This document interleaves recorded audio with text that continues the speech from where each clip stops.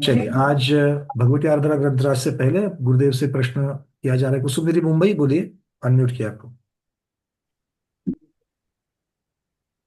नमोस्तु नमोस्तु नमोस्तु गुरुदेव। नमोस्तु आचार्य जी। वंदना भैया जी।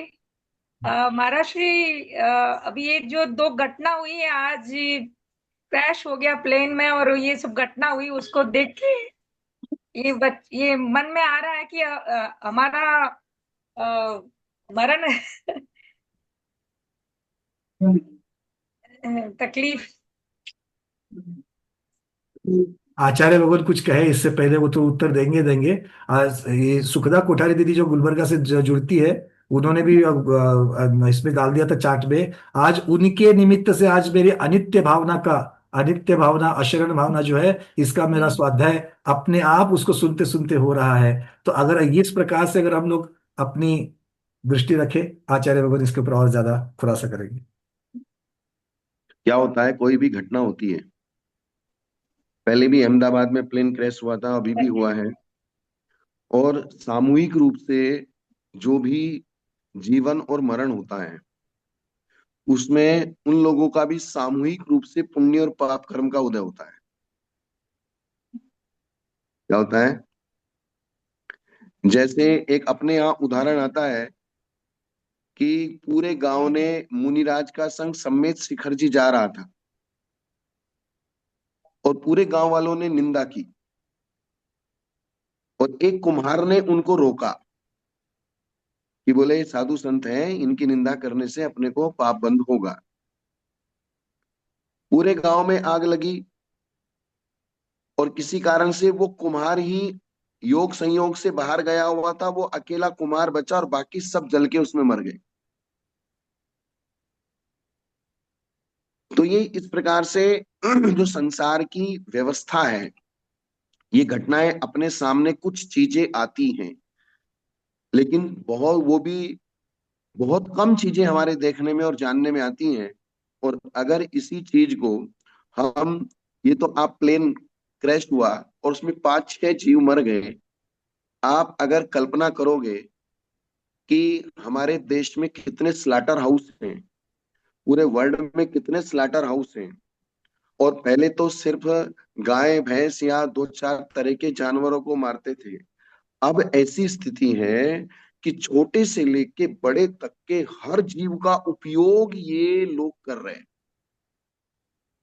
चाहे वो प्रसाधन सामग्री बना रहे हैं, चाहे उनको खाने पीने में उपयोग कर रहे हैं, चाहे किसी भी प्रकार से कर रहे हैं। इतना प्रोसेस हो चुका है कि छोटा मेंढक हो, कॉकरोच हो, चींटियां हो, लाल चींटियां हो, 2 इंद्री जीव हो, 3 इंद्री जीव हो, 4 इंद्री जीव हो, पंच इंद्रिय में चाहे गाय हो, बकरा हो, भेड़ हो, घोड़ा हो, गधा हो, मोर हो, कबूतर हो, चिड़िया हो, कौवा हो, मुर्गा हो, हर तरीके की जीवों का अलग से, सांप हो चाहे बिच्छू हो, चाहे गिजाइयां हो, सब तरह के जीवों को नाना प्रकार से उपयोग कर किया जा रहा है। और नाना प्रकार से उपयोग करके उन सब जीवों को निरंतर वे जी रहे हैं, मर रहे हैं, जी रहे हैं, मर रहे हैं, जी रहे हैं, मर रहे हैं। और इसी भावना को, अनित्य भावना को, आचार्यों ने बार बार कहा है कि आप इस अनित्य भावना को, इस प्रकार संसार की स्थिति को देखकर निरंतर विचार कीजिए कि आप जी रहे हैं, ये आश्चर्य नहीं है। आप मर जाएंगे, ये आश्चर्य नहीं है। आप जी रहे हैं, आश्चर्य है।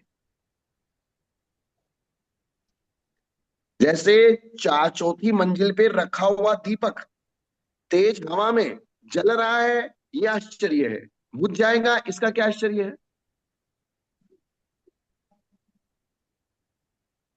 मतलब वो जल रहा है, ये आश्चर्य है। हमारा जीवन चल रहा है, ये आश्चर्य की बात है। मरण के हमारे पास बहुत सारे साधन है,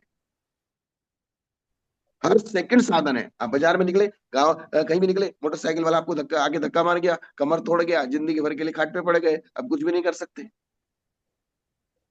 कहीं गिरे, आंखें फूट गई, सिर फूट गया, कोमा में चले गए, बाथरूम में गिरे, ऐसे गिरे सिर के बल कोमा में चले गए, अब वो न जिंदा न मरा। ये ऐसी चीजें, बहुत सारी चीजें हैं, और इनको अगर ज्ञान के माध्यम से विचार किया जाएगा, तो विचार करने से हमारे अंदर एक एक अलग ही प्रकार की वैराग्य भावना। कल बात जो चल रही थी, यथार्थता का चिंतन ही हमारे अंदर चारित्र को पैदा करता है। यथार्थता का चिंतन ही समता भाव को लाता है। और एक चीज इष्टोपदेश में बताई गई है, तत्व ज्ञानी जब पहले, सबसे पहले वो अपना आत्म ध्यान की तरफ लगता है, तो उसे ऐसा लगता है सारा संसार कैसे पागल हो गया, ये हो गया, उन्मत्तवत।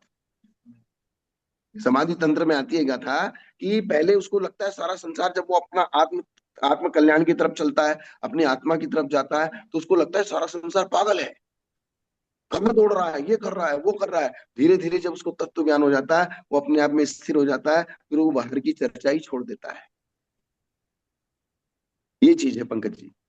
बहुत नहीं सुंदर नहीं बोला। नहीं, नहीं महाराज जी, नहीं मेरा ये क्वेश्चन था, मैं ये कहने कि अपन रोज समाधि मरण समाधि मरण समाधि मरण करते हैं और अपने नेक्स्ट मोमेंट का ही ध्यान नहीं है, तो अब हम कैसे ये करें कि हर हर हर पल अपन अच्छे से जिए और समाधि मरण जैसे ही अपना रहे।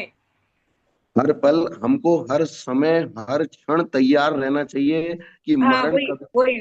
हो सकता है। इसलिए मैंने आपको एक चर्चा आई थी पंकज जी, संक्षेप प्रत्याख्यान सबसे पहले व्यक्ति को सीखना चाहिए जी जी, कि त्याग के बाद। अचानक कहीं भी उपस्थित मरण हो जाए तो हम, मेरा हाँ सब त्याग, मेरा कोई लेना देना नहीं है, और इस प्रकार से वो तुरंत त्याग कर दे। ऐसी उसको प्रतिदिन भावना भानी पड़ेगी, तब जाके उसका जो है सिस्टम बनेगा। और मरण कब हो जाएगा इसका ना आप कुछ कह सकते, ना मैं कुछ कह सकता, ना कुछ कह सकते। आपकी आयु ही खत्म हो गई, वहीं बैठे बैठे प्राण खत्म हो जाएंगे। ऐसे बहुत सारे लोग हैं स्टेज पे डांस कर रहे हैं, डांस करते करते गिर गए, मर गए।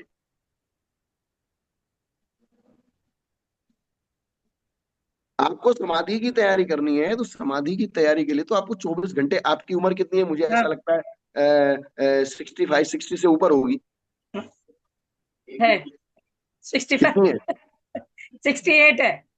68 है। अब आप ये समझ लीजिए कि हमारे यहाँ जो आयु बंध का नंबर आता है, अगर 90 साल की उम्र हो तो 60 साल की उम्र के बाद आयु बंध का नंबर चालू हो जाता है। और एक बार में अगर गलत आयु बंद हो गई, आप कुछ भी कीजिए, उस आयु में आपको जाना पड़ेगा। इसलिए प्रति क्षण सावधानी, प्रति क्षण शुभोपयोग, प्रति क्षण निरंतर अपने जागृत बना। और प्रति क्षण जिस समय भी हम भोजन करें, पानी पिए, तुरंत मेरा जब तक दोबारा नहीं लेता हूँ, चारों प्रकार के आहार पानी का त्याग, सामायिक में बैठे मेरा पूरा घर परिवार का त्याग, मेरे मतलब बार बार बार बार बार बार उस चीज को करने का अभ्यास। हाँ वही वही। तो वो करेंगे तो काम बन जाएगा। हाँ वही। आपके प्रश्न पुरुषार्थ में कर ही सकते हैं। आपके प्रश्न में ही इसका उत्तर आया था कि अगर आपको अनिश्चितता है कि कब मरण आ हाँ जाए, इसका मतलब है हमें तैयार हर पल रहना चाहिए। हाँ बस हर वही। पल सल्लेखना की चीजें ही चल रही है हमारी। बस क्योंकि है। उन्होंने अभी अभी इस भगवती आराधना में क्या किया कि युद्ध का समय जब आएगा तब वो एक दिन आएगा, लेकिन उसका अभ्यास, अभ्यास जीवन भर चलना है, जी हर क्षण चलना है, एक क्षण के लिए भी हमको छोड़ना नहीं है। ये चीज। महाराष्ट्र में मेरे को तो यही पूछना था, समाधि मरण समाधि मरण समाधि मरण अपन करते रहते हैं और अपने पल अगले पल का ही अपना को तो ये अभी नहीं, दीदी, ध्यान नहीं है। अभी थोड़ा सा मैं आपको, मुझे उल्टा पूछते, इतना आचार्य श्री से संबोधन पाने के बाद अब आपके मन में क्या है कि आप अब हर रोज क्या करोगी? हाँ नहीं वही अभी बताया महाराष्ट्र ने ना, उठते बैठते यही अरे ध्यान रखना अपने को। सही बात बस वही ये बात वही। महत्वपूर्ण समाधि है। मरण नहीं, समाधि मरण तक क्यों वेट करना, मेरा ये कहने का, ये यही पूछना था। हमको तो तैयार रहना है बस, और कुछ नहीं करना है। बस बस बस। आप तो अपना थैला वेला बांध के तैयार रखो, अपना तब बिस्तर बिस्तर बांध के तैयार रखो। सोना चांदी पहनने का त्याग कर दो, बोले मैं सादा कपड़ा ही पहनूंगी, और सादे कपड़े में भी लाइट कपड़े पहनूंगी, हल्के कपड़े पहनूंगी, जिससे मन परिणाम और प्रसन्न रहेगा। बोले बालों को भी कम रखूंगी, उसको ज्यादा धोना होना पड़ता है, घंटा आध घंटा लगता है, इसके लिए इनको भी कट करवा दो। आचार्य जी ये क्या बता दिया आपने, इससे तो लोग कहेंगे हम तो, इससे अच्छा है कि हम मर जाए तो कोई प्रॉब्लम नहीं है, उसको स्वीकार करेंगे। ये चीजों में टाइम कहा बचाना है ना, टाइम बचाना है, टाइम बचाना है। से। सही है। चलिए, चलो क्लियर तो हो गया, सबको आइडिया तो है, ठीक है ना। देखो ये यही तो स्वाध्याय जो चल रहा है, यही आजू बाजू में आपको यही दिखेगा, यही शुद्ध ज्ञान है, हाँ। यही भगवान की वाणी है। विजय ठोरिया दीदी। नमोस्तु आचार्य भगवान, नमोस्तु नमोस्तु नमोस्तु। सादर क्या बोलिए। वंदना साहब। मेरा प्रश्न नहीं है, मुझे आपके स्वाध्याय से सवेरे कैसा जुड़ना है ये पंकज भाई साहब करेंगे। मुझे सुनना है, आप जो सवेरे 7 से 8 स्वाध्याय करते हो वो मुझे सुनना है। मेरा तो कई सुबह का स्वाध्याय तो नहीं चल रहा है दीदी। आचार्य भगवान के यहाँ पर जो स्वाध्याय चल रहा था उसकी हम चर्चा कर रहे थे। तो उसके बाद अभी तक आगे बात नहीं हुई है, क्योंकि वहां पर सुबह भी स्वाध्याय चलता है, रात्रि में भी चलता है। तो आप लोगों को सुविधा हो सकती है, सुबह आप लोग जुड़ना चाहते हो तो फिर मैं यहाँ से फिर वो वाली बात, मतलब कि लॉगिन पासवर्ड देकर के जूम चालू हो सकता है और फिर हाँ, दोनों यही चल। भाई साहब, बहुत उपकार होंगे आपके। धन्यवाद भाई साहब, चलिए हम हमें गुरुदेव ऐसी से व्यवस्था। इसके बारे में बात करेंगे। और उसकी चर्चा करेंगे हम। जी। क्योंकि क्या रहता है, मैं हमारी जो स्वाध्याय चलती है ना सुबह, तो सुबह स्वाध्याय चलती है। अब उसमें क्या होता है, जैसे अभी विधान चल रहा है 4 दिन, तो 4 दिन वो स्वाध्याय बंद है। अब फिर कभी कोई, अब संघ के बहुत सारे काम साधुओं को संभालने के, जी कभी जी। किसी का आहार, किसी की अंतराय, किसी की तबीयत खराब, किसी को ऐसे बहुत सारी चीजें ऐसी हो जाती हैं। तो वो स्वाध्याय मतलब चलती है, लेकिन वो महीने में कम से कम 15 दिन चलती है। अष्टमी चतुर्दशी को हम वैसे भी स्वाध्याय नहीं करते, फिर विधान आ जाते तो उसके लिए स्वाध्याय बंद हो जाती है। मैं अगर कोई स्वाध्याय करनी हो तो एक अलग से जो टाइम सबको सेट हो, वो एक अलग से और कोई स्वाध्याय में भले ही वही विषय ले लूंगा, लेकिन एक टाइम अलग से सेट कर लो। क्योंकि जिसमें मेरी मेंटेलिटी है कि आप लोगों को, क्योंकि संघ को मैं जो स्वाध्याय कराता हूँ उसमें एक सिस्टम अलग होता है, और आप लोगों के साथ जो बैठता हूँ उसमें मैं आप लोगों को लक्ष्य करके बैठता हूँ, भले ही संघ भी जी। बैठता है मेरे साथ। ये बहुत महत्वपूर्ण बात है कि संबोधन किस हाँ, तरीके से चल रहा है। संबोधन जैसे आप लोगों के हिसाब से मैं संबोधन करता हूँ, संघ भी सुनता है, लेकिन मैं जब संघ के हिसाब से संबोधन करूंगा, आप लोग सुनेंगे, तो वो थोड़ा सा अलग सिस्टम हो जाएगा। नहीं, और उसमें उसमें एक रिस्क ये भी रहती है कि बहुत सार बात श्रावक जो है उसको समझ नहीं पाते हैं और फिर गलत हाँ, फहमियां हो जाती है, और फिर वो संघ वो की, वही साधु के स्वरूप के बारे में भी बहुत सारी चीजें गलत हो वो जाती बहुत सारी समस्याएं हो जाती है। तो वो इसलिए मैं थोड़ा सा उसमें इधर उधर हो रहा हूँ कि कैसे स्वाध्याय करूँ, कि किस प्रकार से करूँ। हाँ, आप लोगों के निमित्त से ही मैं कुछ अलग, क्योंकि वैसे भी आप 2 घंटा, मैंने 2 बजे से लेके 4:30 बजे तक स्वाध्याय करते हैं। 2.5 घंटा आप लोग स्वाध्याय कर रहे हैं, कितना। है। और या एक 2.5 घंटे। श्रावक होकर आप 2.5 घंटा आज के जमाने में स्वाध्याय कर रहे हैं, मुझे लगता है कि ये बहुत बहुत है।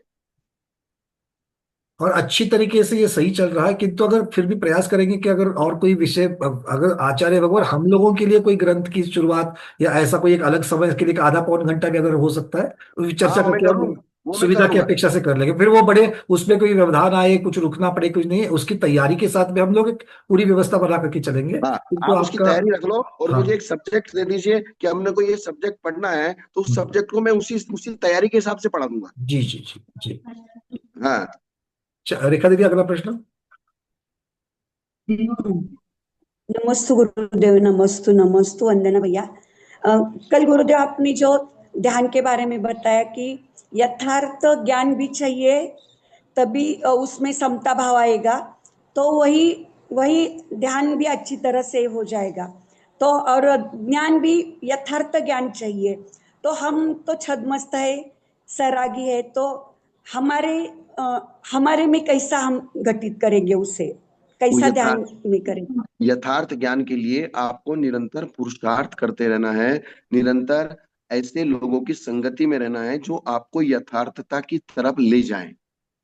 एक अपन समाधि भक्ति में अपन जो पढ़ते हैं प्रतिदिन पूजा में, शास्त्राभ्यासो जिनपति नुति संगति सर्वदारिये सदवृत्तानाम गुण गण कथा दोष वादे च मौनम, ये समाधि भक्ति है। अगर आपको समाधि करनी है, शास्त्र का अभ्यास करते रहिए, दिमाग को रिलैक्स रखिए और दिमाग को मूवेबल रखिए, बुद्धि को मूवेबल रखिए। जैसे जैसे नया नया आगम समझते जा रहे हैं, क्योंकि हम छद्मस्त हैं, संपूर्ण समझने की हमारे में सामर्थ्य नहीं है, लेकिन जैसा जैसा हम समझते जा रहे हैं वैसे वैसे अपनी बुद्धि को उसके अनुसार परिवर्तित करते रहिए। आगम को परिवर्तित मत करिए बस। बरोबर। क्या? हाँ। आगम के अनुसार बुद्धि को परिवर्तित करते जाइए, जिद मत कीजिए। हमारी बचपन की कुछ भी मान्यता हो, हमारी बचपन की कुछ भी परंपरा हो, हमने बचपन से कुछ भी देखा है, लेकिन आगम अगर हमारे सामने है तो वो सर्वोपरि है। इतना सा श्रद्धान अगर आपने कर लिया, फिर आपको चाहे कम ज्ञान हो जाए चाहे ज्यादा ज्ञान हो जाए, लेकिन आप सम्यक श्रद्धान की तरफ चलते जाएंगे। इसलिए आप फिर ज्यादा हम्म, चिंता करने की आवश्यकता नहीं है। और पुरुषार्थ हम्म, जितना आपसे हो सकता है पुरुषार्थ कीजिए, समझने की कोशिश कीजिए, बार बार पूछिए, कुछ शंका है तो उसको निकालिए। और मेन चीज जो हमारी आचरण की है, जो जरूरी चीज है, उसको पहले समझ लीजिए। बाकी तो लवण समुद्र कितना ऊंचा है, कितना लंबा है, कितना चौड़ा है, और सुमेरु पर्वत कितना बड़ा है, और सुमेरु पर्वत पे कितने पेड़ पौधे हैं, वो एक बार कम समझेंगे तो उससे कोई दिक्कत नहीं आएगी। जी बिल्कुल। समझ रहे रेखा हैं दीदी, पंकज जी? बिल्कुल गुरुदेव, रेखा दीदी को थोड़ा सा इन्हीं के प्रश्न को सामने रखते हुए मैं सबको ये चीजें स्वाध्याय और मेरी स्वयं की ये भैया इसी जी, प्रकार की धारणा भैया है। जी, मुझे एक एक बात बतानी। हाँ, एक मिनट दीदी, मैं आप ही के प्रश्न को बात, पहले पूर्ण कर लूं। हाँ, कि हाँ, देखिए, हाँ, दो चीजें होती है। अगर मेरे पास, मुझे मेरा घट है, मेरे पास एक मटका है, घट है, अगर उसको मुझे भरना है और नीचे उसको एक टोटी भी लगी हुई है, नल भी लगा हुआ है, तो भरना, तो नया पानी उसमें ग्रहण करना, ये तो एक तरीका है ही है उसको भरने का। किंतु आगे नीचे लीकेज ना हो जावे, उस लीकेज अगर है तो लीकेज को रोकना भी वही है फायदा। क्योंकि लीकेज को रोकना भी फायदा है, नया ग्रहण किए जैसा ही है। इसलिए हम लोग जो नई नई चीजें जो हर रोज ग्रहण कर रहे हैं, उसके ऊपर चिंतन अगर नहीं किया ना, तो वो लीकेज के जैसा जो ग्रहण किया है वो निकल जाएगा। उसको भी रोकना, उसके ऊपर चिंतन करना, उसको पकड़ करके रखना यथार्थ को, ताकि उसमें अयथार्थता, उसमें मिलावट ना आ सके। ये भी बहुत बड़ी बात है और ये करना ही चाहिए, उसके बिना नहीं होगा आगे। पंकज जी, हम लोगों ने जब इस मार्ग में कदम रखा, और जब बिल्कुल हम छोटे थे, जो चीज हम पढ़ते थे कुछ भी समझ में नहीं आता था, कुछ भी पल्ले नहीं पड़ता था, कुछ भी दिमाग में तरह तरह के हजारों क्वेश्चन पैदा होते थे। धीरे धीरे धीरे धीरे धीरे धैर्य रखा, शांति रखी, धीरे धीरे धीरे धीरे वो सब सोल्व होते चले गए। अब ऐसा लगता है कि जो भगवान ने कहा है वो बिल्कुल सही है। जिस समय हमने प्रवेश किया था संघ में, उस समय भी यही श्रद्धा थी कि जो भगवान है वो सही है, लेकिन आज भी यही कह रहे हैं उसी बात को कि जो भगवान ने कहा वही सही है, लेकिन उसमें और इसमें जमीन आसमान का फर्क है। बहुत बहुत फर्क है, बहुत फर्क है। सही बात। हाँ रेखा दीदी, आप और कुछ कह रही थी। हाँ, जैसे सुगदा दीदी ने बोला ना, वैसा ही हमारे ही मन में सुबह से वही आया और वही चिंतन चालू हो गया भैया।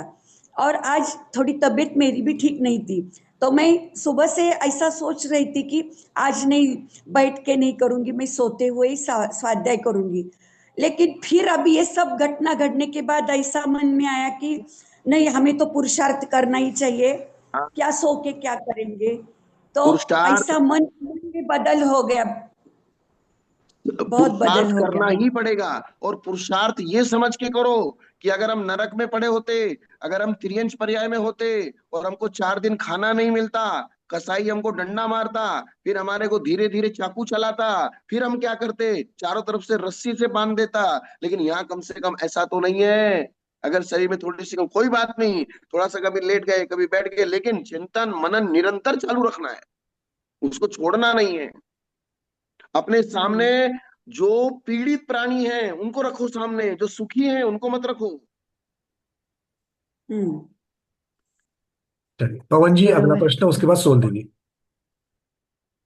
नहीं, अपना जो कल का था वही है, जल जल द्रव्य अग्नि अग्नि द्रव्य। हाँ कल का जो प्रश्न था ना, जल द्रव्य अग्नि अग्नि हाँ, तत्व जल तत्व के बारे में, जल तत्व के बारे में अग्नि अगर तत्व गुरुजी के अग्नि, पास। हाँ वही है। देखिए, जो हमारे यहाँ एक व्यवस्था बताई गई है, मूल रूप से शुद्ध पुद्गल परमाणु होता है। और शुद्ध पुद्गल, एक शुद्ध पुद्गल परमाणु वो जल रूप भी परिवर्तित कर सकता है, अग्नि रूप भी परिवर्तित कर सकता है, वायु रूप भी परिवर्तित कर सकता है, वनस्पति रूप भी परिवर्तित कर सकता है, किसी भी रूप में वो परिवर्तन हो सकता है जो शुद्ध पुद्गल परमाणु है।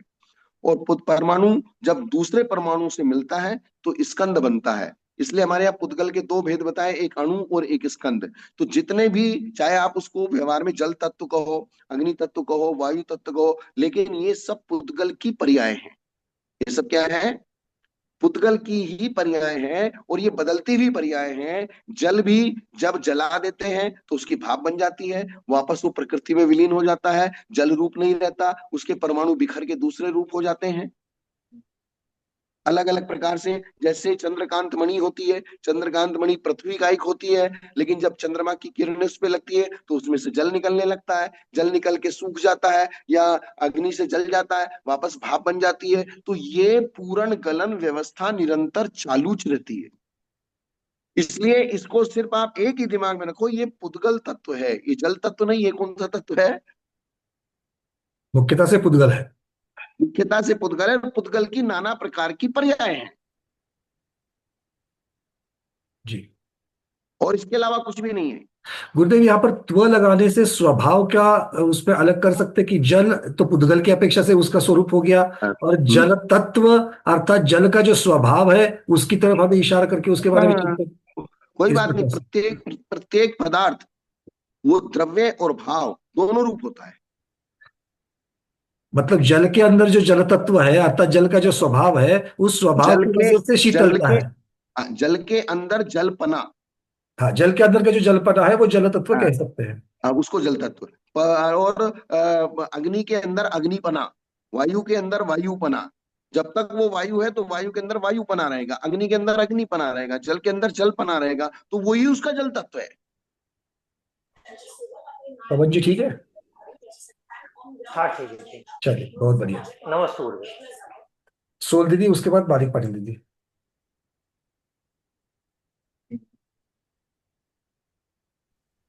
नमस्ते आचार्य श्री जी। आचार्य श्री जी, हमारे 3 प्रश्न हैं, कल के कक्षा से संदर्भित एक और उसके पहले के 2। तो फर्स्ट क्वेश्चन, जो परसों आपने समझाया था, उत्तम ये विशेषण क्षमा माधव आर्जव इन धर्मों के पहले मुनि राजों के लिए लगता है, क्योंकि वो विरोधी हिंसा फर्स्ट थिंग वो नहीं करते, और कोई उन पे अटैक करे या कोई उन पे उपसर्ग करे या परिचय की भी कोई भयंकर परिस्थिति हो, उसमें भी वे रिप्लाई या रिस्पॉन्स दोनों चीजें नहीं करते हैं, प्रतिकार या प्रतिसाद।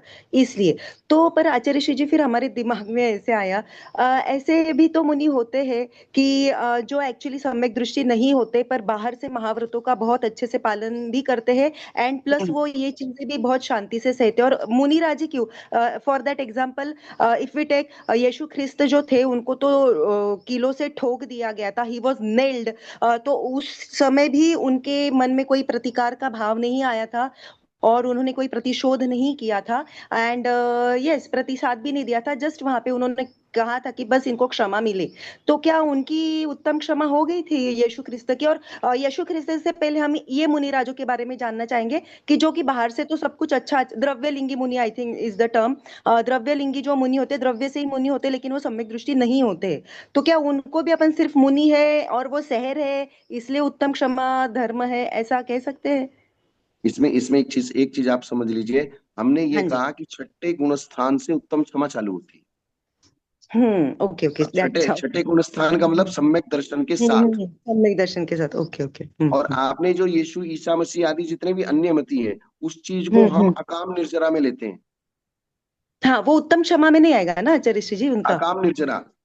अकाम निर्जरा, तो मतलब वो नहीं आई उत्तम क्षमा, अकाम उत्तम क्षमा में तो सम्यक दर्शन के बाद ही जो व्यवस्था हाँ, बनेगी तो ही वो की मतलब जाएगी। आचार्य श्री जी, हमारा वही था उस दिन जो हमने आपको कहा ना, उत्तम शब्द हाँ, में हमें सम्यक दर्शन को भी कंसिडर करना पड़ेगा। हाँ, कर अनटिल एंड अनलेस उत्तम। सम्यक दर्शन को कंसीडर करेंगे, लेकिन सम्यक दर्शन के साथ जब हम आगे बढ़ेंगे, मैक्सिमम रूप पे पहुंचेंगे, तो वो सम्यक हम्म दर्शन के साथ ही पहुंचेंगे। क्योंकि सम्यक दृष्टि के साथ जो चारित्र होता है, वो जिस प्रकार से क्षमा कर सकता है, वो मिथ्या दृष्टि नहीं कर सकता।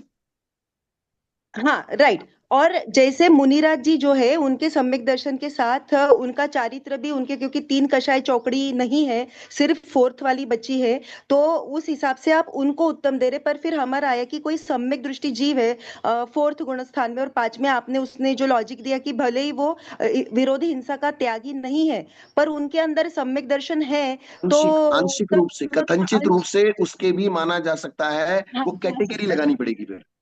हाँ जी। अभी और वो जो अपना आचार्य श्री जी, जो आपने अपना शेप के विषय में हुआ था ना, जो द्रव्य पर्याय और गुणों की पर्याय, तो बेसिकली जो द्रव्य का आकार होता है, जो शेप होता है द्रव्य की पर्याय, ये प्रदेशत्व गुण का ही है ना परिणमन, वो भी मतलब हमने एक वो। चीज बताई थी, हाँ प्रदेशत्व गुण का विकार। हाँ, मतलब वो प्रदेशों का जो अपन ले रहे हैं कि आत्मा के असंख्यात प्रदेशों का वो वहां पे फॉर्मेशन चेंज हो रहा है या उसमें एक एक समय की पर्याय आ रही है, वो बेसिकली उस द्रव्य के प्रदेशत्व गुण का विकार है ना। मतलब द्रव्य की प्रदेशत्व, पर्याय भी उसके गुण के कारण ही आ रही है। नहीं नहीं नहीं, द्रव्य का जो प्रदेशत्व, उसमें जो एक प्रदेशत्व गुण है, क्या है हाँ, कि राइट। प्रत्येक प्रदेश अपने सीमा में रहता है, कंट्रोल में हम्म। रहता है, उसके असंख्यात प्रदेश ही रहते हैं, वे टूटते फूटते नहीं है, वे कम ज्यादा नहीं होते, ये उसका प्रदेशत्व गुण है। ये अगुरु लघुत्व में नहीं आएगा क्या आचार्य ऋषि जी? अगुरु लघुत्व गुण भी होता गुरु है नहीं? अगुरु लघु अलग चीज है। अच्छा, अच्छा, अच्छा। अगुरु लघु गुण अलग चीज है। अगुरु लघु गुण उसके जो अविभागी प्रतिच्छेद है, उसमें जो ताकत कम ज्यादा होती है, उस वो अगुरु हम्म। लघु गुण के कारण होती है। अच्छा, और ये प्रदेशत्व गुण के कारण जितने भी जो प्रदेश है वो वो कहीं व्यवस्थित रहते हैं। अच्छा, उनका मेंटेनेंस का काम ये प्रदेशत्व गुण करता है। हाँ, तो प्रदेशत्व गुण का द्रव्य की पर्याय से कोई नहीं लेना देना है। नहीं नहीं, द्रव्य द्रव्य बनेगा ना, जो वही द्रव्य है, वही गुण है, वही पर्याय है, हाँ, वो वो तो हम खाली सिर्फ अलग अलग करके समझ रहे हैं। समझ रहे हैं अपन उनको, वो संख्या, लक्षण, प्रयोजन एंड संज्ञा, इन हाँ, तरीके में भेद कर रहे हैं। पर फिर हमारा एक आया कि अपन जब हम उसको टर्म दे रहे हैं द्रव्य की पर्याय और गुणों की पर्याय, तो हमें सिर्फ ये क्लियर करना है कि द्रव्य की जो खुद की एक पर्याय होती है वो किसी गुण के कारण होती है या द्रव्य के अपने, जैसे आपने एक द्रव्य शक्तियों के द्रव्य के कारण, छोटी से, द्रव्य के कारण, क्योंकि मतलब आप, द्रव्य की पर्याय अलग बताई है और गुण की हाँ, पर्याय अलग बताई है। वो अलग तो फिर द्रव्य की जो अपनी पर्याय हो रही है वो गुणों से निरपेक्ष है, ऐसा अगर हम बोले तो वो गलत हाँ, नहीं चलेगा होगा? चलेगा, चलेगा विवक्षा ना? कथनचित, कथनचित, हाँ, सर्वथा कथन, हाँ, नहीं। साध्यवाद की विवेक्षा लेके चलना पड़ेगा। और आचार्य ऋषि, हाँ, अभी अभी एक ताजा क्वेश्चन सॉरी सुन दीजिए, आया एक है, मिनट एक देखिए। मिनट एक मिनट, सॉरी आपको रोक हाँ, रहा हूँ। आगे बढ़ने से पहले इसी से संबंधित एक चीज अगर हम लोग ध्यान देंगे कि कोई हाँ, भी हाँ, कार्य होने के लिए उपादान और निमित्त, ये दो चीजें रहती है। एक हाँ जी, हाँ अंतर्गत जी। निमित्त, एक बाह्य निमित्त। तो द्रव्य के अंदर उनका जो प्रदेशत्व है, ये एक, और हम्म, बाह्य निमित्त की अपेक्षा काल द्रव्य की सहभागिता, तो ये हम्म, दोनों के बिना द्रव्य की पर्याय भी नहीं बनेगी और गुण की पर्याय भी नहीं बनेगी। तो गुण की हम्म, पर्याय के लिए गुण का उपादान और द्रव्य की पर्याय हम्म, के लिए द्रव्य का उपादान, ये दोनों हम्म, चीजें अलग अलग होगी और दोनों में हाँ, सहायता जो होगी वो काल द्रव्य की होगी। हाँ, और गुरुदेव मतलब इसको आचार्य ये भगवान इसको, समझना ही था कि आचार्य द्रव्य भगवान की इसको पर्याय, ऑथेंटिक कर सकते हैं। हाँ, हाँ, नहीं द्रव्य की ठीक है ना। पर्याय द्रव्य के अपने उपादान से होती है, द्रव्य की पर्याय द्रव्य के अपने उपादान से होती बिल्कुल है। बाकी द्रव्य के अनंत गुणों का एज सच कोई रोल नहीं है बिल्कुल, द्रव्य क्योंकि में, जब वो तक आप अनुपस्थित। उपादान की चर्चा नहीं करोगे तब तक गुण की उपादान और द्रव्य के उपादान दोनों में फर्क नहीं दिखेगा और उसकी वजह से कार्य भी भिन्न नहीं दिखेगा। राइट, राइट, हमको राइट, एग्जैक्टली। हमको सिर्फ उसी द्रव्य में द्रव्य देखना है, उसी द्रव्य में गुण देखना है, हम्म, उसी हम्म, द्रव्य में द्रव्य की पर्याय देखनी है, उसी हम्म, द्रव्य में गुण की पर्याय देखनी है, उसी द्रव्य में उसका प्रदेशत्व देखना है, सब वही हम्म। देखना है। अभेद और और अखंड उनके, तरीके से हमें देखना है, अभेद और अखंड तरीके से देखना है। पर फिर भी जब हम अभी जब उसको हम बोलने का ट्राई कर रहे हैं, उस समय द्रव्य की जो पर्याय होती है अपनी, वो अपने उपादान से आती है और जो बाह्य सहकारी निमित्त होते हैं उनके कारण आती है। जैसे कि हम बोल रहे थे कि प्रदेशत्व गुण के कारण, किसी गुण के कारण द्रव्य की पर्याय नहीं होती, द्रव्य की पर्याय उसकी अपनी अपने उपादान से होती है, जो कि गुणों से प्रदेशत्व निरपेक्ष कथनचित होती है, कथनचित गुणों से प्रदेशत्व निरपेक्ष है। प्रदेशत्व गुण तो उन प्रदेशों को संभाल के रखने का काम है। मैनेजमेंट करता है, वो गुणों के मैनेजमेंट का काम प्रदेशत्व गुण का है। हाँ, मैनेज द अदर गुण, अपने दूसरे इनको। तो आचार्य श्री, जब अपन एक जब द्रव्य है वो अनंत गुणों का समूह है, तो प्रत्येक अनंत गुणों की और द्रव्य की, देखो द्रव्य की पर्याय हो रही है और अनंत गुणों की भी पर्याय प्रति समय उत्पादव्य हो रहा है। तो ये सब कुछ एक्चुअल में जब होता है तब वो अभेद और अखंड तरीके से ही होता है ना। मतलब भले ही हाँ, अनंत हाँ, गुण हाँ, हो, हाँ। वो अनंत गुण प्लस द्रव्य, इनकी पर्याय ऐसे सबकी मिला के एक ही पर्याय होती होगी ना, एक्चुअल में जो होता होगा वो। नहीं नहीं नहीं नहीं, एक पर्याय, हाँ, वो एक ही पर्याय होती है, उसी क्षण हाँ, होती है, एक समय में एक ही पर्याय होती है। पर वो अनंत गुणों की होती है ना आचार्य श्री जी, वो वो तो हमें क्लियर अभेद रूप करना से है। हाँ, देखोगे तब दिखेगा हाँ, वैसे। अभेद हाँ, रूप से अभेद एक रूप ही से। दिखेगी, और उसको अलग अलग करके देखोगे तो अलग अलग भी दिखेंगी। हाँ, पर वो एट अ टाइम सबकी हो रही, एट अ टाइम वो हो रही है। हाँ, एट ए टाइम सबकी पर्याय है, जैसे मेरे ज्ञान की पर्याय, दर्शन की पर्याय, सुख की पर्याय। अब सुख के अविभागी प्रतिषेध अलग प्रकार के हैं, ज्ञान के अविभागी प्रतिषेध अलग प्रकार के हैं, और दर्शन हाँ, के अविभागी प्रतिषेध अलग प्रकार के हैं। तो और जो ये द्रव्य की तुमने, अपने अलग आएंगे अविभाज्य प्रतिशत, क्योंकि द्रव्य हाँ की भी हो रही है एट द सेम टाइम, द्रव्य की भी पर्याय हो रही है, द्रव्य की भी हाँ, अच्छा अच्छा अच्छा अच्छा। ये सेम टाइम द्रव्य की भी पर्याय हो रही है, क्योंकि स्ट्रक्चर की पर्याय अलग चीज है और उस स्ट्रक्चर हम्म, में ज्ञान की पर्याय अलग चीज है। और हमें थोड़ा structure ये हो गया था कि प्रदेशत्व गुण के कारण द्रव्य का आकार या शेप या स्ट्रक्चर होता है, तो वो नहीं है, वैसा नहीं है। पर्याय ओके। भी एक होगी, हर गुण की पर्याय होगी। पर वो सारी अभेद और अखंड रूप से हो हाँ, रही है। अखंड रूप से शुद्धों में होगी जो हो वो। रहा है, अभेद और अखंड रूप से हो रहा है। और लेकिन एक चीज और है, जब हमारे परिणाम होते हैं, जो आत्मा के परिणाम हैं, अब कर्म का हम्म उदय 148 प्रकृतियां हैं, हम्म हम्म 148 प्रकृतियों में नाना प्रकार की प्रकृतियों का उदय आता है, लेकिन हम्म। हमारा जो परिणाम होता है, उन सब 148 की 148 में से जितनी प्रकृति उदय में आ सकती है, उन सब का मिला जुला एक ही परिणाम होता है। हाँ राइट, बहुत सही आचार्य श्री जी, आपने बराबर बराबर। थैंक यू सो मच, बहुत क्लैरिटी हो गई, बहुत अच्छा एग्जाम्पल आ गया। कर्मों का उदय प्रति समय 7 कर्मों का एटलीस्ट कम से कम है, लेकिन इन 7 कर्मों के उदय से अपना परिणाम तो एक समय का एक ही रूप है, मतलब एक समय हमें हाँ, अगर क्रोध हो रहा है तो वहां पे। Thank you so much Acharya Shri ji, बहुत सिग्मा क्लियर हुआ। एक एंड समय में दो लास्ट। एक समय में दो परिणाम नहीं होते। राइट राइट एग्जैक्टली, बहुत अच्छे से क्लैरिटी होगी, वो थैंक यू सभी सो का मच। सिग्मा बन करके आ जाएगा, सिग्मा बन करके आ जाएगा। हाँ हाँ, हाँ। अभी लास्ट का क्वेश्चन, कल की कक्षा में आपने ज्ञान के विषय में समझाया। आचार्य श्री जी, हाल फिलहाल में हमारे ऐसे सुनने में आया है कि इस जन्म में, कल तो आपने बहुत अच्छे से समझाया कि कष्ट से उपार्जित किया ज्ञान ही आपको प्रतिकूलता में काम में आता है, बट हमारे ऐसे सुनने में आया कि इस भव में जीव जो ज्ञान प्राप्त करता है, वो अगले भव में विस्मृत हो जाता है, नष्ट हो जाता है, सो वो नहीं रहता है कंटिन्यू। ये नहीं, सही है ऐसा क्या आचार्य श्री जी? ऐसा एकांत नियम नहीं है। हाँ, अच्छा, पर ऐसा है आगम में कहीं पे उल्लेख? हाँ, नहीं, ऐसा हो भी सकता है और नहीं भी हो सकता। अच्छा, तो किंतु ये मतलब ऐसा, कि एक बार ऐसी बिल्कुल एक आगम्य है कि आज हम्म अगर विनय के द्वारा, विनय सहित पढ़ा हुआ प्राप्त हुआ जो ज्ञान है, वो अगर हम्म हम्म कालांतर में विस्मृति में भी चला जावे, तो भी वो हमारे हम्म। एक निमित्त पा करके वो जो का त्यो राइट। प्राप्त हो हाँ। सकता है, फिर केवल ज्ञान का बीज भी बन सकता है। अच्छा, पर ये क्योंकि नष्ट नष्ट नहीं, ज्ञान आत्मा का स्वभाव है। हाँ एक्चुअली वही हम भाई पे हमारा भी वो तो था कि ज्ञान क्षयोक्षम की का अपेक्षा से कम ज्यादा होगा, इतना ही है, क्षयोक्षम की अपेक्षा ज्ञान से कम ज्यादा आत्मा होगा। का स्वभाव है, और वो हाँ। स्वभाव कभी खत्म नहीं होता। लेकिन आपने एक बार भी 7 तत्वों का उपदेश सुन लिया, हम्म। एक बार भी 7 तत्वों का, क्योंकि 7 तत्व और सम्यक दर्शन अविनाभावी हैं। सम्यक हाँ, दर्शन सात तत्व सात और समाधि। तत्वों के बिना नहीं होगा। हम्म। तो अगर आपने एक बार भी सुन लिया, और कैसे भी सुन लिया, और हम्म। आपको 7वें नरक में भी जाके अगर वो याद आ गया ना, तो आपको सम्यक दर्शन की उत्पत्ति कर देगा। मतलब याद आ सकता है ना, मतलब फॉर एग्जाम्पल घर में ही हाँ, कोई अपना नहीं तो हेल्पर है। 7वें नरक में, अच्छा आप ये बताओ, 7वें नरक में हाँ सम्यक दर्शन की उत्पत्ति कैसे होगी? हाँ, वही तो 7वें नरक में होगी, तो वो जाति स्मरण ही बोलते हैं ना वहां पे, कि पहले का जाति कुछ से याद आ गया। जाति स्मरण भी किसको? अगर उसने यहाँ मनुष्य पर्याय में, सुना त्रियंश है। पर्याय में या देव पर्याय में 7 तत्व को कभी ना कभी सुना होगा, तो ही उसका जाति स्मरण काम आएगा। अगर कोई दूसरा जिसने कभी 7 तत्व को नहीं सुना है, जिसने कभी जैन धर्म हम्म। को नहीं सुना है, उसको नहीं होगा। हाँ मतलब, और इसमें ऐसा ले सकते हैं आचार्य श्री जी, मतलब अगर कान पे भी किसी का पड़ा है, मतलब मान लो कि घर में कोई हेल्पर है, वो घर की सफाई कर रहे हैं और उस समय आपके प्रवचन चल रहे हैं, उनके कान में वो बात पड़ गई, वो अटेंशन हाँ, दे के नहीं सुन रहे। और जैसे भैया जी ने कहा, वो विनय पूर्वक भी बेचारे, उनको उतना पता ही नहीं ना विनय क्या होता है, बस वो घर को साफ कर या कहीं पे है या रास्ते से कोई गुजर रहा है, उसके कान पर वो बात पड़ गई, उसको भी वो नरक में याद आ सकती है, सिर्फ कान पर पड़ी हुई आ बात। सकती है, बिल्कुल आ सकती है, बिल्कुल आ सकती है।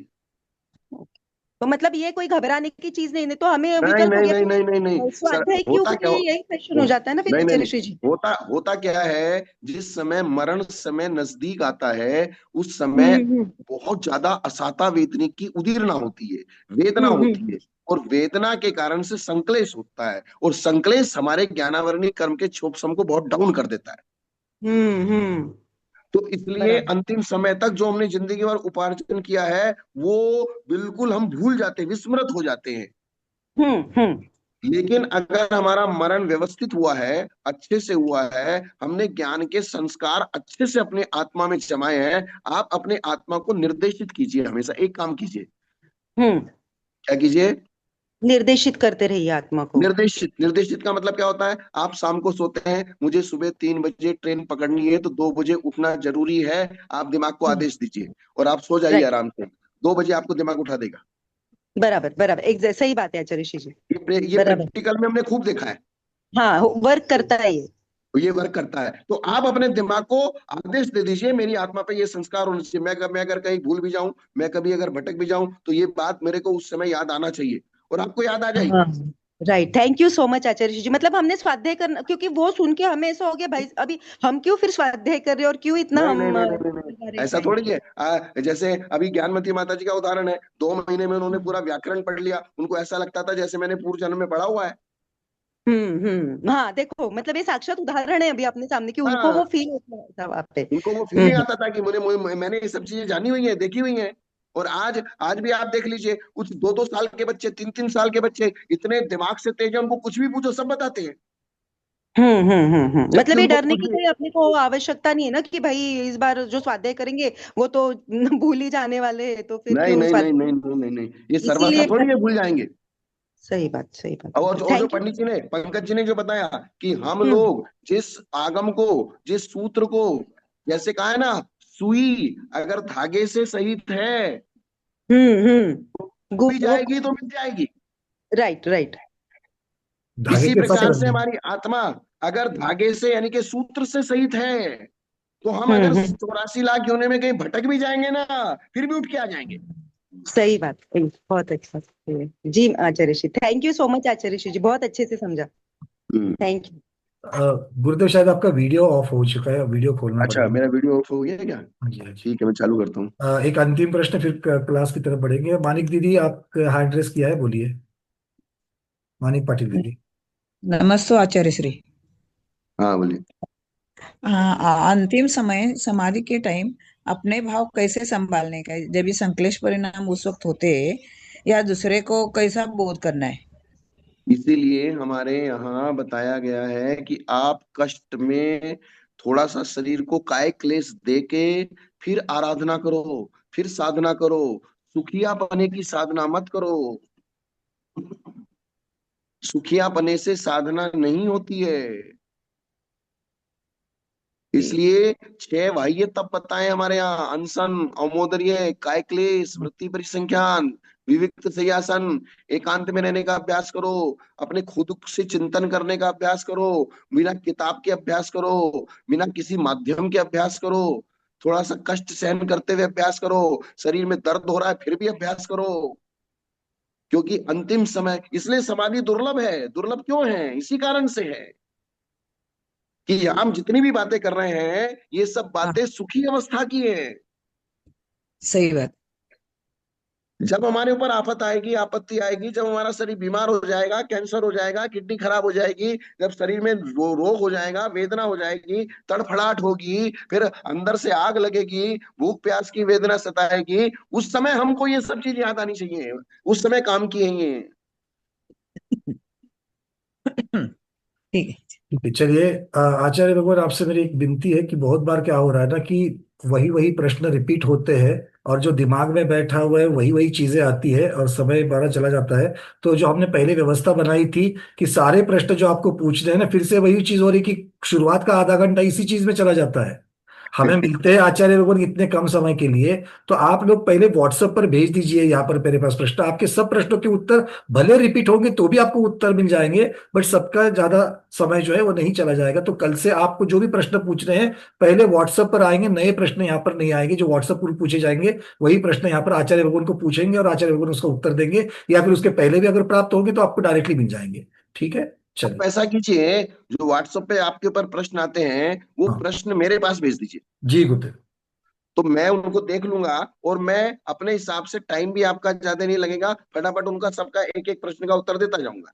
जी, अगर एक दिन में मिले, 2 दिन में मिले, जो भी हो, विषय के अनुसार तो हाँ, मिलता ही होगा, और फिर जैसे ओके। प्राप्त हो जाएगा तो उस हिसाब से दे देंगे। वो विषय के अनुसार मैं उस प्रश्न का उत्तर दे दूंगा। जी जी, ठीक है। चलिए, चालू करें। हाँ गुरुदेव। सिद्धे जय प्रसिद्धे चौविहाराणा फलम पते वंदिता अरहंते मुच्छम आराहणा कमसो। जय बोले अनंतानंद परम सिद्ध भगवान की जय। देवादिदेव खिजारक्षी आदिनाथ जितना समूह 24 भगवान की जय। आचार्य शिव कोटि महाराज की जय। आचार्य श्री शांति सागर जी, आदि सागर जी, महावीर कीर्ति जी, विमल सागर, सरमत सागर जी, कुंद सागर जी, कनक नंदी जी, पदम नंदी जी, गुरुदेव की जय। जिनवाणी माता की जय। श्रीमद जैन धर्म की जय। सम्मेत शिखर सिद्ध क्षेत्र की जय। आचार्य वो श्री वैराग्य जी महामुनिरा ससंग की जय। नमोस्तु नमोस्तु नमोस्तु आचार्य श्री भगवान। आपके श्री चरणों में हम सभी स्वाध्यायी त्रियोग शुद्धि पूर्वक बारंबार नमोस्तु करते हैं। आपको विनती करते हैं गुरुदेव, हम सबका रत्नत्रय उज्जवल हो, दृढ़ हो, इसलिए हमें देशना दीजिए। नमोस्तु नमोस्तु नमोस्तु भगवान। और एक चीज क्या होती है पंडित जी, जैसे इन लोगों की जो स्थिति होती है ना, बार बार वही चीज पूछने की, तो वो क्या होता है, ज्ञान की इन लोगों के अंदर कहीं ना कहीं गंभीरता की कमी होती है, इसलिए बार बार वो कंफ्यूज होते रहते हैं। गुरुदेव मुख्यतः से चिंतन उसके ऊपर नहीं होता है। ये चिंतन नहीं आपको होता पूछ है। लिया, किसी को पूछ लिया, बहुत सारे प्रश्न ऐसे होते हैं कि मैं पता नहीं। स्वयं अनुभव कर रहा हूँ, पिछले 5 वर्ष में इसी जीव ने मुझे ही ये प्रश्न 3 बार पूछ चुके हैं। हाँ, तो मैं उनको ये लेकिन बार वो बार उनको दिखाता हूँ, बताता हूँ मैं कि आप इसके ऊपर चिंतन करो और उसको बिल्कुल उसको शांत करो, उस जिज्ञासा को, मतलब हमेशा कहीं के ना लिए कहीं उसको क्लोज कर दो। मेमोरी इश्यू भी हो जाते हैं। तो ये बट क्या है ना कि फिर उसकी वजह से बाकी स्वाध्यायों से फिर क्या है कि बहुत सारी कंप्लेंट्स आती है कि उस सबके, बिकॉज एक बार आप मतलब सार्वजनिक बैठे तो फिर सार्वजनिक डिसिप्लिन का भी थोड़ा सा ध्यान रखना पड़ता है। हाँ हाँ हाँ। चलिए, अभी यहाँ गाथा नंबर 22 है। जी। 22 नंबर है ना। 22 नंबर। जैसे अभ्यास किया हुआ राजपुत्र लक्ष्य को वेदने आदि की क्रिया में कुशलता प्राप्त करके शस्त्र प्रहार आदि के द्वारा राज्य लाभ करता है। ये आगे की गाथा के द्वारा बताते हैं। अभ्यास किया हुआ राजपुत्र, इसलिए सबसे बड़ी चीज अगर आज हमारे पास कोई चीज है तो वो है अभ्यास। चाहे वो ज्ञान का अभ्यास हो, चाहे वो चारित्र का अभ्यास हो, चाहे अपने परिणामों को संभालने का अभ्यास हो, हमको हर समय अभ्यास करना है। जैसे मुझे गुस्सा बहुत आता है, अब सब लोग पूछते हैं महाराज मुझे गुस्सा बहुत आता है मैं क्या करूं, मुझे गुस्सा बहुत आता है मैं क्या करूं, मुझे गुस्सा बहुत आता है मैं क्या करूं। अब इसका क्या उपाय है। मुझे घमंड बहुत आता है मैं क्या करूं, मैं घमंड में किसी का भी अपमान कर देता हूं मैं क्या करूं, किसी भी चीज को देख के मुझे लोभ बहुत जागृत होता है, परिग्रह संज्ञा बहुत जागृत होती है, कोई भी छोटी मोटी चीज देखता हूं तो मायाचारी करने का मन करता है, तो मैं इन कसायों को कैसे जीतूं कैसे जीतूं कैसे जीतूं। तो अभ्यास करना पड़ेगा। यहाँ एक चीज क्या है, अभ्यास। तो अभ्यास, अब क्रोध को जीतने का अभ्यास कैसे करें। क्रोध को जीतने का अभ्यास ये है कि हमने जब पढ़ लिया कि क्रोध एक नुकसानदायक चीज है, क्रोध एक अच्छी चीज नहीं है, तो उस कसाय एक अच्छी चीज नहीं है, पाप एक अच्छी चीज नहीं है, तो हम 24 घंटे जिस समय हमको किसी भी कषाय का निमित्त नहीं मिल रहा है, तो हमको अपने आप को ये निर्देशित करना है, अपने दिमाग को ये डायरेक्शन देना है, अपने दिमाग को ये कहना है कि मुझे जब भी निमित्त मिलेगा मुझे गुस्सा नहीं करना, कुछ भी हो जाए मुझे गुस्सा नहीं करना, कुछ भी हो जाए। तो हम 24 घंटे उस चीज का अभ्यास करेंगे। जिस चीज को हम ज्यादा टारगेट करना चाहते हैं तो उस चीज को 24 घंटे दिमाग में रखिए। और जिस क्षण गुस्से का निमित्त मिलेगा, भले ही उस क्षण गुस्सा आ जाएगा, लेकिन उसकी पावर बहुत कम हो जाएगी और जल्द से जल्द संभल भी जाएंगे उससे। और जल्द से जल्द वो संभल भी जाएगा। और आपने जो 24 घंटे आश्रव किया है, आश्रव किस चीज का किया है, अच्छी चीज का किया है। और जी। एक व्यक्ति ये आश्रव करता है कि मुझे कोई कुछ कह के तो देखे, मुझे मेरे मेरे से सहन नहीं होता, मैं सहन नहीं करूंगा, मैं जो भी होगा सामने मुंह पे बोलूंगा, ये करूंगा वो करूंगा। तो एक ये वाला अभ्यास। जी। मतलब बहुत बार ऐसा होता है कि बहुत बार व्यक्ति बैठा होता है, अब कब बोलेगा मुझे मालूम है आज बोलने वाला है, मैं उसके लिए प्रतीक्षा करते रहता हूँ और तैयार रहता हूँ उसको कब मारूं, मतलब ये अशुभ का अभ्यास हो गया उसका। हाँ, तो ये अशुभ का अभ्यास हो गया। जी। तो भले ही हम टाइम पे गुस्सा कर लेंगे, टाइम पे गुस्सा एक क्षण के लिए आएगा, लेकिन 24 घंटे का अभ्यास तो हमारे पास है ना। जी। इसलिए प्रत्येक कषाय का, प्रत्येक पाप का हमको ये अभ्यास करना है कि मुझे नहीं करना है, मुझे नहीं करना है, मुझे नहीं करना है, मुझे नहीं करना है, मेरा नुकसान हो जाएगा इससे। तो जिस समय हम अच्छे रहते हैं उस समय हमको अभ्यास अच्छे का करना है, और जिस समय हमको आवेश आएगा, आवेश क्षण भर के लिए आएगा और जल्दी से हम संभल जाएंगे। फिर ये आएगा, यार अपन ने 24 घंटे अपने दिमाग को ये डायरेक्शन दिया था हम गुस्सा नहीं करना, फिर भी मैंने गुस्सा कर लिया, चलो अगली बार और ज्यादा अभ्यास करता हूँ।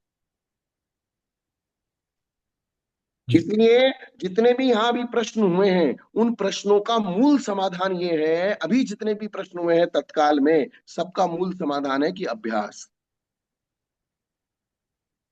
उन सब प्रश्नों का सार क्या है।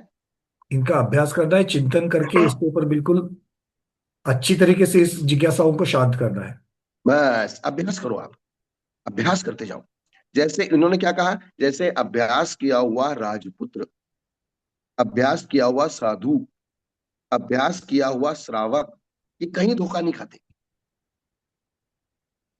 अभ्यास ही एक ऐसी चीज है। इसलिए समाधि भक्ति में सबसे पहले लिखा है शास्त्राभ्यासो। समाधि भक्ति का सबसे पहला शब्द क्या है? शास्त्राभ्यास हो।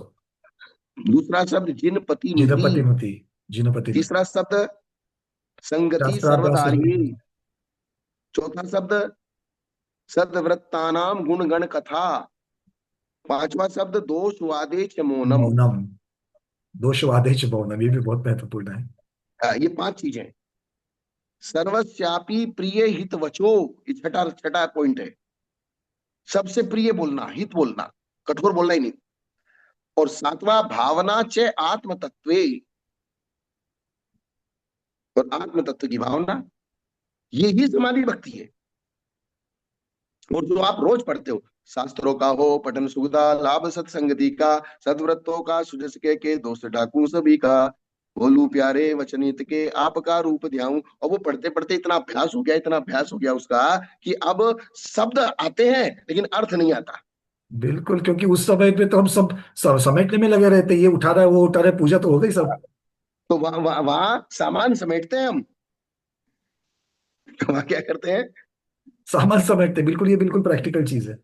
ये प्रैक्टिकल शास्त्राभ्यास हो, जिनपति नुति शास्त्राभ्यास, शास्त्रों का हो क्योंकि अभ्यास, गुरुदेव हम लाभ संतुष्ट सत्संगति हो का। जाते हैं, हम शुभ भावों के लिए ना जल्दी से जल्दी संतुष्ट हो जाते हैं कि हाँ आज 1.5 घंटा 2 घंटा स्वाध्याय किया बस हो गया मेरे लिए, अब दिन भर अब बाकी अशुभ करने के लिए खाली। इस प्रकार की जो एक अलग धारणा इनडायरेक्टली बन चुकी है ना, स्वभाव की वजह से, संस्कार की वजह से, इसलिए स्वाध्याय के पश्चात चिंतन मनन ये जो होना चाहिए वो हो नहीं रहा है। जैसे एक कैसियो बजाने वाला कैसियो के ऊपर उंगलियां रखता है, वो सोच के नहीं रखता कि मेरी दूसरी उंगली मैं उस पे रखूं। जब नया बच्चा होता है तो एक एक उंगली सोच के रखता है। बिल्कुल, अभ्यास होने के बाद में वो तो उसके लिए आदी हो गया वो। और अभ्यास होने के बाद उसको सोचना नहीं पड़ता, फटाफट अंगुलियां चलती हैं। दिमाग डायरेक्शन नहीं देता अंगुलियों को कि बोले अब इसके बाद ये रखनी है, अब इसके बाद ये रखनी है, उसके बाद ये रखनी है। इतना टाइम लगेगा तो धुनी नहीं बनेगी। वहां तो स्पीड में फटाफट चलता है। ऐसा अभ्यास चाहिए कि जब अगर दिमाग भी काम ना करे लेकिन बॉडी अभ्यास बस वैसा ही काम करती रहे।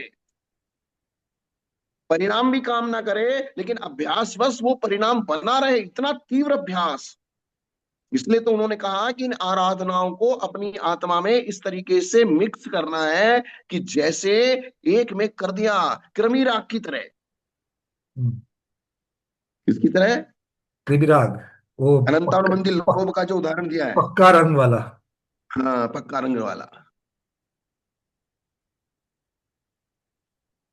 जोगा भाविद करणो सत्तुजे दून जुद्ध रंगमी, जैसो कुमार मल्लो रज्जुवड़ा एम्बला हरदी। जैसे अभ्यास के द्वारा बार बार लक्ष्य वेद, शस्त्र प्रहार आदि क्रिया में दक्ष वो योद्धा राजपुत्र युद्ध भूमि में शत्रु को जीतकर राज्य की ध्वजा को बलपूर्वक हरण करता है, पुरुषार्थ पूर्वक हरण करता है। जोगा अभावित करणो, अभावित शब्द से जो आ है उसका अर्थ है बार बार या बहुत अधिक। अभावित अर्थात बहुत बार जिसने भावना भाई है, बहुत बार जिसने अभ्यास किया है। और अगर एक भाव कम पड़ जाए तो दूसरे भाव में करना पड़ेगा, दूसरा भाव कम पड़ जाए तो तीसरे भाव में कम करना पड़ेगा। और जब तक वो अभ्यास पूरा नहीं होगा, भले आपको 50 भाव लेने पड़े लेकिन अभ्यास पूरा करना पड़ेगा। चाहे आज कर लो, आज थोड़ा प्रमाद में रहोगे तो वो अभ्यास जो बाकी रहेगा वो अगले भाव में करना पड़ेगा। और अगला भाव का भरोसा नहीं कि अब अगले भाव में जाएंगे कहाँ फिर। ऑलरेडी काफी बैकलॉग हो चुका है गुरुदेव, इसी तो अटक गए हैं यहाँ पर। और एक चीज और समझिए, जैसे भी सोहेल दीदी कह रही थी कि बोले हम ये सब कर रहे हैं, ये सब कर रहे हैं, ये सब कर रहे हैं, क्या हमको करते ही रहना है। हमारे पास और कोई रास्ता नहीं है।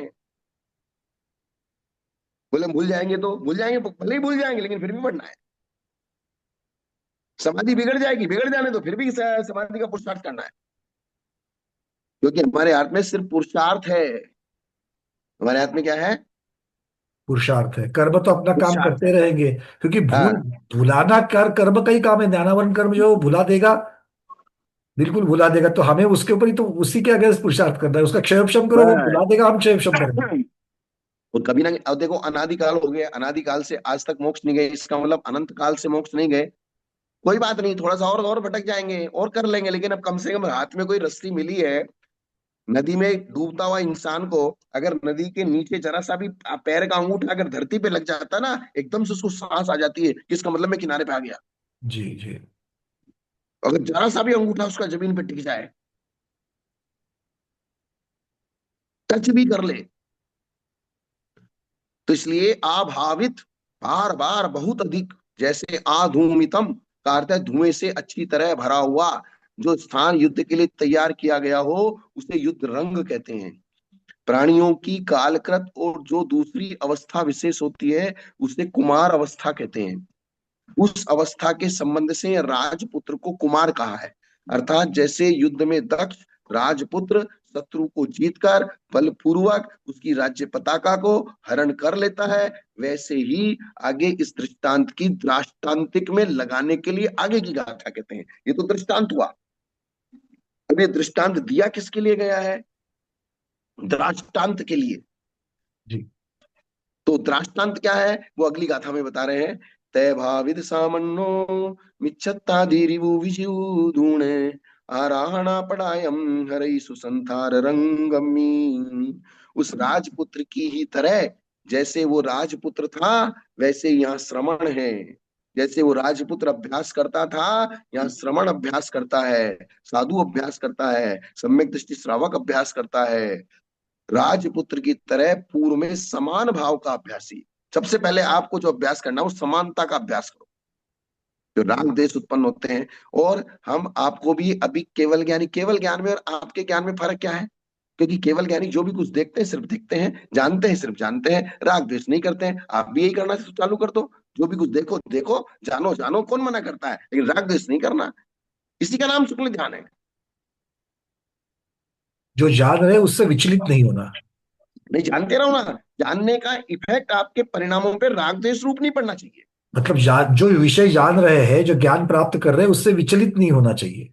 और इसलिए ये व्यवस्था बनाई गई है कि जैसे जिसके अंदर ज्यादा योग्यता होगी उसी को सारी बात बताई जाएंगी। जैसे उन्होंने कहा प्रायश्चित शास्त्र हर किसी को नहीं पढ़ना, किसको पढ़ना? जिसके अंदर योग्यता हो वो पढ़े। और उससे ज्यादा कोई बात हो, रहस्य की बातें हर किसी को नहीं बताना, क्योंकि आपके पेट में पचेंगी नहीं, पचेंगी तो आपका नुकसान कर देंगी। तो आपका ज्ञान आपके लिए ही तलवार का भी काम कर देगा, जी कर्मों को काटने का भी काम करेगा, और आपकी जिंदगी को भी काटने का काम कर देगा, खराब कर देगा। अगर आपके अंदर कैपेसिटी सुनने की नहीं है तो ज्यादा सुनने की कोशिश नहीं करना किसी दूसरे की बातों। कैपेसिटी बनानी पड़ेगी आपको। अगर आपके अंदर राग द्वेष कम है, आप जो है राग द्वेष कम करके उन बातों को संभाल सकते हो, तो भले कितनी सुनो।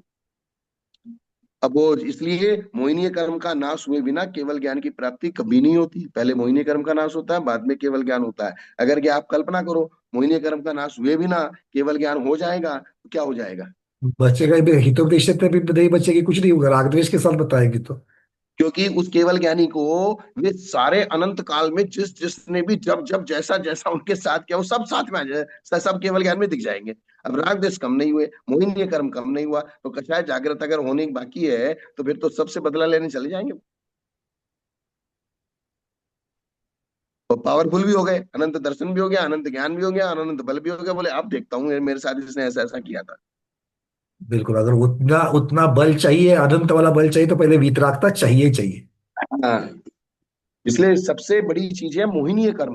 मोहिनीय कर्म को अगर हमने जीत लिया, तो इसलिए तो मोहिनीय कर्म को कर्मों का राजा कहा है। जी। बाकी कर्म कुछ नहीं करते। आपको ज्ञान कम हो ज्यादा हो इससे फर्क नहीं पड़ता, लेकिन ज्यादा हुआ तो अहंकार किस वजह से आता है? मोह की वजह से। मोह की वजह से। दीनता किस वजह से आती है? ये सारे मोह की बच्चे हैं। मोह की मोहिनी कर्म की वजह से। तो आपको ज्ञानावरणी कर्म के कारण से ज्ञान कम है ज्यादा है उसके कारण से आप परेशान नहीं होते। आप परेशान होते हैं मोहिनी कर्म की वजह से। जी। आपको सुख दुख की, आपको शरीर काला मिला, काले लोग मोक्ष नहीं जाते। पंचवर्ण से तो तीर्थंकर गए हैं। तीर्थंकर तो वर्ण कैसा भी हो और संस्थान कैसा भी हो, कुबड़े भी मोक्ष जाते हैं, बौने भी मोक्ष जाते हैं, लंबे भी मोक्ष जाते हैं, मोटे भी मोक्ष जाते हैं, पतले भी जाते हैं। तो मोक्ष जाने में शरीर का कोई शेप का कोई रोल नहीं है। हाँ, हड्डी आपकी मजबूत होनी चाहिए क्योंकि ध्यान करना है, ये सिस्टम है। इसलिए सबसे बड़ी चीज, अगर कोई सबसे पहला अभ्यास आपको करना है तो समानता का अभ्यास कीजिए। कोई भी चीज हो या कैसी भी चीज हो, अपने ऊपर किसी को भी इफेक्ट मत लीजिए, जो हो रहा है देखते जाइए। बहुत सारी कल्पनाएं करने से ये ऐसा हो गया, ये ऐसा हो गया, इसने ऐसा कर दिया। हम 24 घंटे सिर्फ किसी किसी के मकान के भी बाहर से निकलेंगे ना, अरे यार बहुत बढ़िया बिल्डिंग बनाई, अरे भाई तुझे क्या लेना, बहुत बढ़िया बिल्डिंग बनाई, ये देखो ये कैसे चल रहा है, ये कैसे जा रहा है, ये कैसे कर रहा है, ये ऐसे कर रहा है, वो ऐसे कर रहा है। आधे से ज्यादा टाइम तो हमारा इसमें ही जाता है। ये सब कर रहे हैं, दूसरी साइड में आश्रय हो रहा है, हो रहा है, हो रहा है। बस, तो राजपुत्र की तरह पूर्व में समान भाव का अभ्यासी साधु मिथ्यात्वादी शत्रुओं को पूरी तरह से जीतकर शोभनीय संस्तर रूपी रंगभूमि में, इसमें संस्तर रूपी रंगभूमि। जैसे युद्ध के लिए रंगभूमि तैयार करनी पड़ती है, युद्ध जैसे कौरव और पांडवों का युद्ध हुआ तो युद्ध के लिए एक मैदान तो चूज करना पड़ेगा ना। तो ये यहाँ पर संस्तर को ही मैदान कर रहे हैं शब्द के लिए। संस्तर ही तुम्हारा मैदान है, इसमें लड़ो।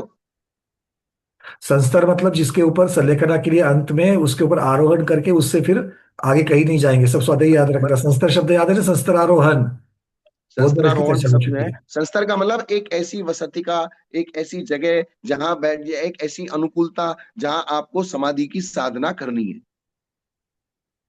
वो आपकी समाधि की रंगभूमि है। संस्कार रूपी रंगभूमि में आराधना रूपी पताका को ग्रहण करता है, आराधना रूपी ध्वजा को ग्रहण करता है। जब राजा जीत लेता है तो उसकी ध्वजा उतार के अपनी ध्वजा लगा देता है। मिथ्यात आदि में, आदि शब्द से मिथ्यात, असंयम, कषाय और अशुभ योग लेना। विजय दूण में वी शब्द का अर्थ है बहुत या पूरी तरह। जैसे विवृद्धो मल्ल, विशेष रूप से बढ़ा हुआ मल्ल अर्थात बहुत अधिक बढ़ा हुआ योद्धा, अथवा विजय दूणे अर्थात नाना प्रकार से जीतकर। जैसे विचित्र का अर्थ नाना चित्र होता है, विचित्र का अर्थ क्या होता है? वी का नाना अर्थ चित्र, विविधता भी ले सकते हैं।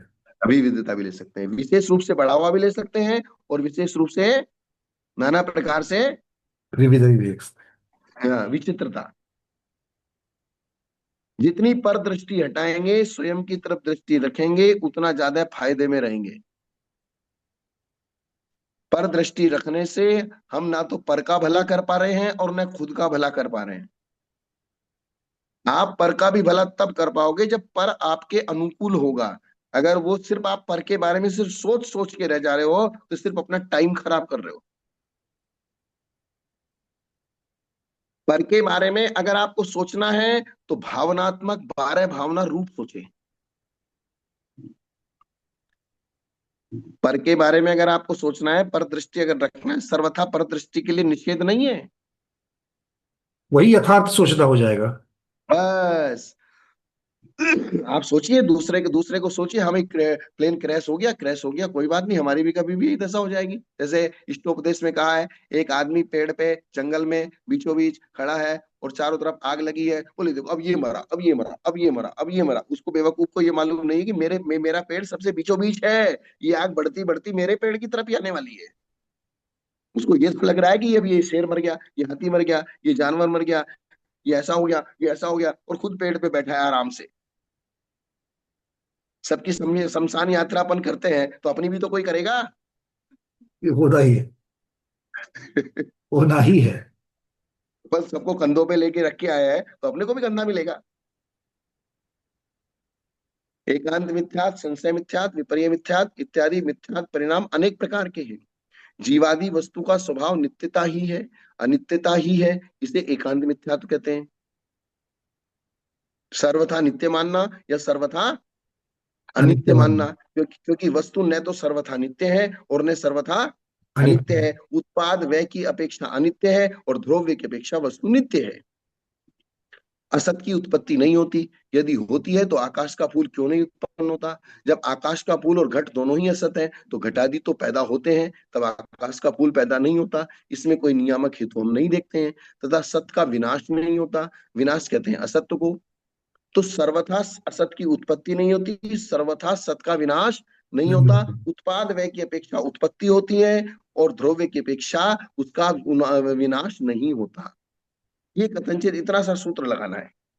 किंतु भाव और अभाव दोनों भिन्न है, दोनों के लक्षण भिन्न है, वे कभी एक नहीं हो सकते। भाव अभाव नहीं होता। इस प्रकार असत्व में उत्पाद और व्यय का अभाव होने से मिथ्यता ही ठहरती है। ये भी एक मिथ्यात्व है।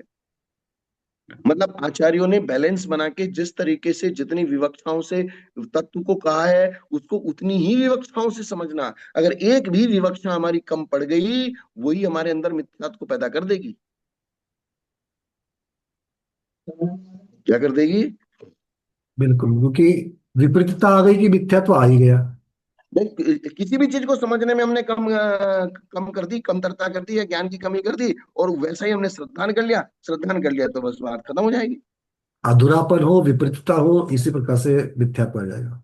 और अगर किसी कारण से हमारे अज्ञानता के कारण, शोक समझ के कारण अधूरापन है, तो सीधा हाथ जोड़ लेने का, भगवान के ऊपर छोड़ देने का, बोले जी। भगवान मेरी समझ में नहीं आया, लेकिन आपने जो कहा वो ठीक है। जी। और हमारे पास कोई उपाय नहीं है।